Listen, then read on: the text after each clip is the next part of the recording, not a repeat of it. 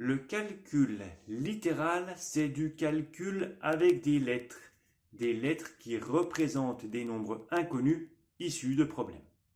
Le calcul littéral combiné aux équations permettra de retrouver la valeur des nombres inconnus et la solution au problème.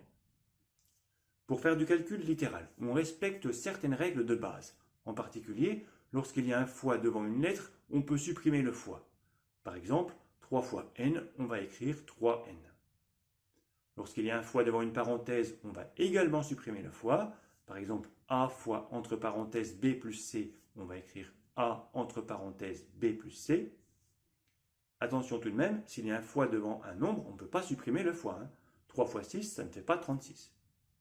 Et autre petite subtilité, s'il y a un fois entre deux lettres identiques, on ne va pas non plus supprimer le fois, on va écrire la lettre avec un petit 2 en haut à droite. On va lire ça au carré.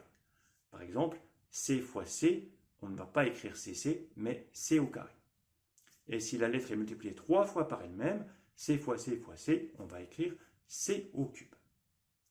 Attention maintenant, petite subtilité, que va-t-on faire si on a C fois 3 ? Comment pourrait-on simplifier C fois 3 ?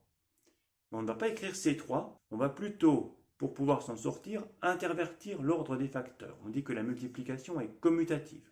Donc on peut changer, on peut faire 3 fois C, et donc du coup 3C. Donc par exemple, si tu as T fois 5, tu peux dire que c'est 5 fois T et 5T.